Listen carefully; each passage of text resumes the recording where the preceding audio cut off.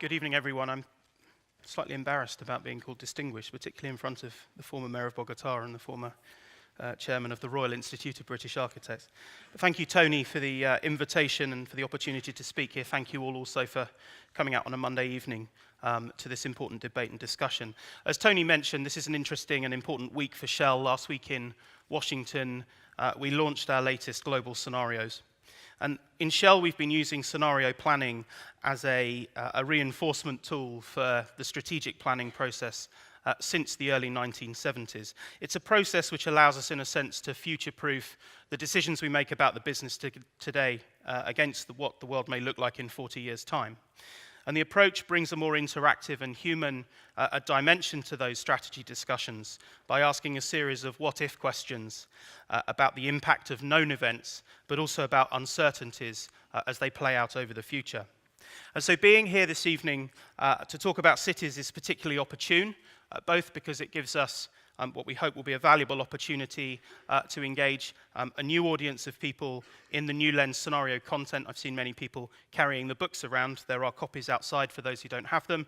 It's also available from the iTunes store and for download from the Shell website. But also to say a little bit about the work that we've been doing on cities over the past couple of years and their impact on human development. Now, Tony's already talked about the extent of urban development. The statistics are truly startling. In a world population of 9 billion people by the middle of this century, almost every single additional person on the planet between now and 2050 will be accounted for in a city. And that's a growth rate which is an absolutely staggering 1.3 million people a week, and when factored up, amounts to about 8 new Londons every year for the next 40 years. So I think it would be no understatement to say that urbanization represents possibly the biggest single social and demographic disruption of the early 21st century. And as hundreds of millions of people move out of poverty for the first time, the world's precious resources will become increasingly stressed. And cities will be the place where those stresses aggregate. About 80% of all energy consumed in the world will be done so in cities, and roughly the same proportion of emissions generated. And of course, associated problems with the quality of air and water, shortages of available land for food production, and of course, things like congestion from vehicles are all well-known subjects. Our New Lens scenarios are called New Lens because we've used a number of emergent, I guess I'd call them contradictions, which we refer to as lenses, as things which underpinning civil society and global decision-making. And I just want to spend a few minutes just talking about some of those. First of all, our paradox lenses, which are embodying current tensions and are highlighting key features in the emerging landscape. And the first of those is a prosperity paradox, which illustrates both how economic development raises living standards, but can also bring stresses, environmental, financial, social, and political, which have the capacity to undermine the benefits of wealth creation. If we bring that back to cities, cities with abundant resources grow historically in quite an organic way and have a tendency to sprawl unless there are specific constraints, and we think of places like Singapore or Hong Kong, which inhibit the growth of the city footprint. And that sprawl has the tendency to lock in deep energy and resource inefficiency into the infrastructure, which is incredibly costly and difficult to re-engineer. Poorer, crowded cities will also run the same risk, clearly for different reasons, if, as many do, they also follow an organic development pathway. Turning then to the second paradox in connectivity. Connectivity facilitates individual expression and empowerment, but also encourages herd behavior. It amplifies swings in confidence and demand. And the burgeoning availability of information has the capacity both to bring insight and transparency, but with an overload of data, you're equally likely to generate confusion and doubts about authenticity and trust. Now, again, in the context of cities, government have to offer incentives and sanctions for smart growth, with business playing a much greater role in creating smarter, integrated solutions in areas like energy, like housing, information, mobility, water, and waste. And so civil society as well has to be a part of that trade-off, but in a demand sense. between this state of conspicuous consumption of goods and the inevitable impact that that consumption has on resources. So to prosper, all groups must work together in a connected way. And finally, the leadership paradox. Addressing the global stresses that we see today requires coordination amongst an increasing number of constituencies of decision makers. But the more diverse the groups that are involved, the more that vested interests tend to block progress. There's an often cited African proverb, one you're probably aware of, which suggests that to go fast, you need to go alone, but to go far, you should go together.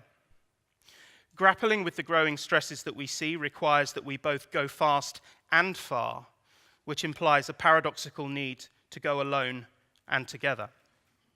So for city leaders that consider problems too hard to solve or solutions too popular to execute, stresses in cities will often be ignored until a state where livability in those cities is compromised. And the gulf between electoral and infrastructure time horizons is one which is enormously hard to bridge. And yet bridging it is absolutely necessary for healthy urban development. Moving to our pathway lenses, these describe different ways in which individuals and groups behave under stresses or when facing situations of crisis. Some will exhibit resilience that creates positive economic and social capital. It enables them to adapt and reform, and a good example of this in the context of the scenario work is the response of the BRIC economies in the first wave of economic volatility from the global banking crisis in 2008. And we call that trend, that process, room to maneuver. Others, meanwhile, struggle in a state of denial or paralysis as crisis escalates, and they start to use responses which, rather than solving the situation, actually aggravate the long-term prognosis and typically end in a state of dramatic write-off or reset. And this is a state that we've called trapped transition. Again, contemporary examples of this include the Eurozone nations and their failure to make significant progress towards stabilizing the indebted economies of Greece and other European nations. Or from a completely different perspective, but nonetheless relevant to the trapped transition archetype, the response of the Assad regime to popular uprising in Syria.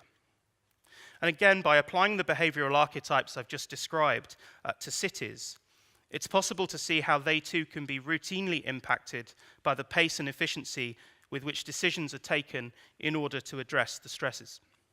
In Room to Maneuver, we see visionary leadership creating innovative coalitions of public and private sectors which shape growth and progress in cities. Decision makers identify stresses and they intervene early to invoke swift solutions or form collaborations. And structural solutions follow quickly in areas like compact urban development, mass transit systems, and integrated technologies like combined heat and power, or indeed district heating schemes. And we tend to think about smart cities in terms of technological solutions, but of course smartness is also a factor in how policy thinking is translated into decision-making behavior. In trapped transition, meanwhile, market forces dictate growth, with the outcome often being infrastructure sprawl and inefficiency locked in very, very early. Authorities, assuming that problems are too hard to tackle, don't create the conditions for solutions, believing that they will be too unpopular to implement. Stresses become ignored until livability is threatened, and the results of that process are often too plain to see, with cities starting to fail, typified by crime and disorder, by urban decay, people moving out of the cities, and problems associated with corruption and of course, economic decline. I'd like to share briefly with you before concluding some of the work that we've been doing on urban China.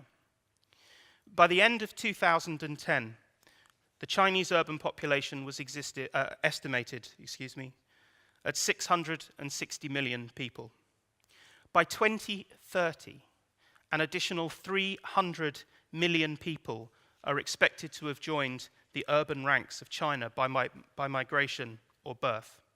Now, according to McKinsey, as many as a quarter of total global growth in liquid fuel demand in the next 20 years is expected just to come from China's cities. Shell's been working in China for some time, and we've recently considered urbanization there as part of a project which has looked more broadly at the future energy needs of the country. And one of the key insights, and I think one of the most exciting things that study was able to find, is that by focusing on density alone, in small to medium-sized cities, and we're talking about creating density roughly equal to the average density of London or the density of Paris. It could be possible to contain all urban growth in China to 2030 within the existing urban footprint. We looked at something like 480 cities of 100,000 to 500,000 people in looking at this.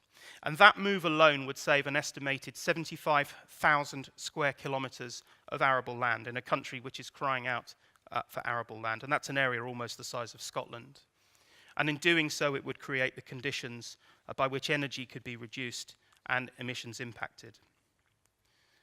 Worldwide, compact design and development and more mass transit could achieve an average saving of 2,000 vehicle kilometers per capita.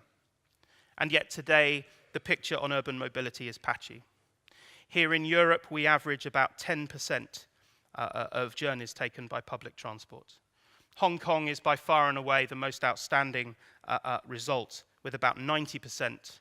And even in Singapore, which people point to in terms of their integrated transport infrastructure, about 50% of all commuter trips are taken by metro and bus. In Atlanta, it's 1%.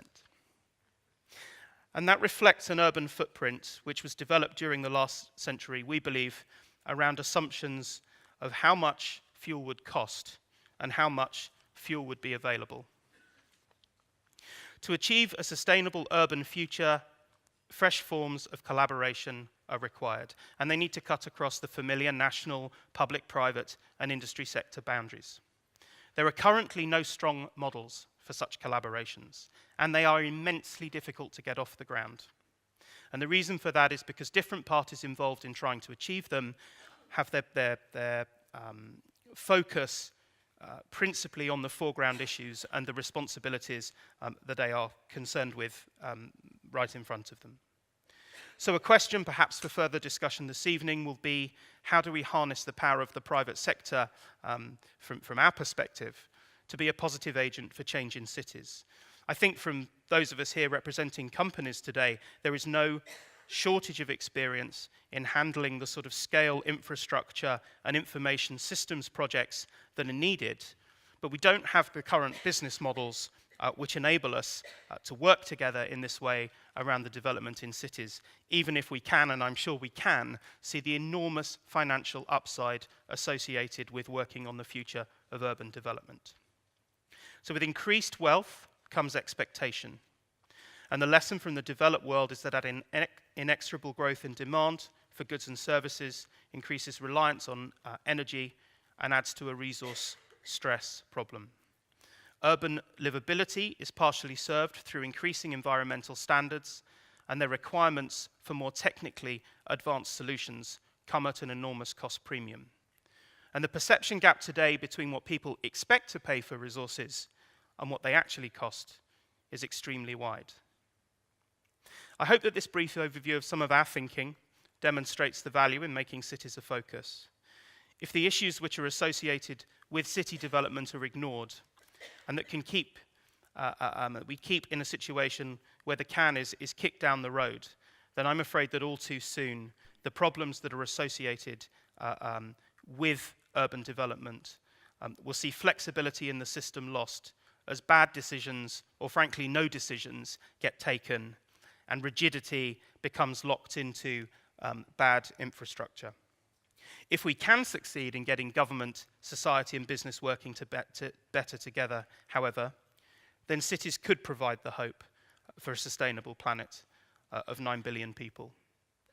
That's all I wanted to say. I hope, again, thank you for the opportunity to speak and for allowing Shell's continued involvement in this process. And I look forward to the conversation. I'm just going to flick through the slides I forgot to flick through during the presentation. But thank you very much.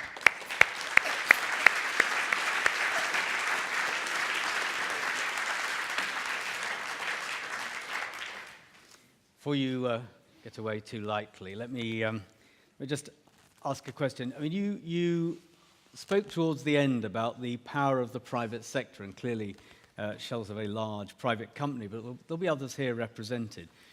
Now, in the world that we're discussing, city governance is always at some level in this complicated, growth-driven, very sort of challenging urban environment.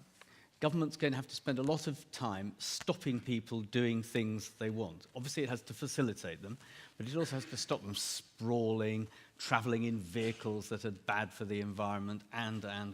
Now, do you not feel that for the private sector to get involved in the sordid and awkward business of helping politicians who are elected to be unpopular risks the private sector's reputation? Well, I think there'd be people in the audience that would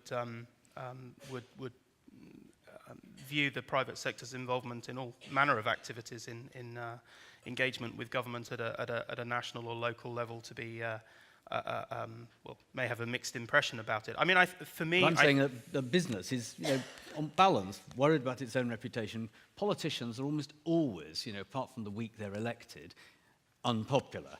So I'm saying there's a sort of risk to the private sector in trying to help in these complex, because it's all rationing. I think there is, of course, a risk inherent in it, as there is in a lot of business activities. But I would go back to some pretty fundamental research that was done on the scale of the opportunity associated with involvement in city development. In fact, I think the gentleman and his colleagues who are involved in that are here in the audience this evening. And based on the assumption that 2/3 of urban infrastructure required by the middle of this century is yet to be built, the mind-boggling figure of $300 trillion associated with urban development in the coming period will need to be found. So when I talk about the absence of business models which make it possible for Shell working with IBM to find a way of unlocking access to some kind of that value, of course there's a commercial self-interest associated in that. But on the point of reputation or tarnishing thereof, I suspect that's not actually the kind of the key issue. And that's encouraging, really. I mean, as far as city governments are concerned, I mean, do you find them, or do you think they are likely to be amenable to ideas you can bring them from the private sector, and other private companies can bring them from the private sector? I think the notion that local government is already switched on to working with the private sector in many spheres is a misnomer. I think there is an opportunity to work with visionary government that understands the need for long-term planning, as businesses like ours have to if we want to be a business in 30 years' time, to recognise the scale of the bigger opportunity. It will not be easy, and certainly in cases, I think Mayor Peñalosa is the person to talk about that, will not necessarily be popular. But my fear is if we don't take these decisions soon in the next 5 to 10 years, then the issue of lock-in will really cripple so many cities at the time when this growth will really determine whether or not cities will be part of the solution or an ongoing part of a problem that we can all recognise. Okay, well, Adam, for now, thank you very much.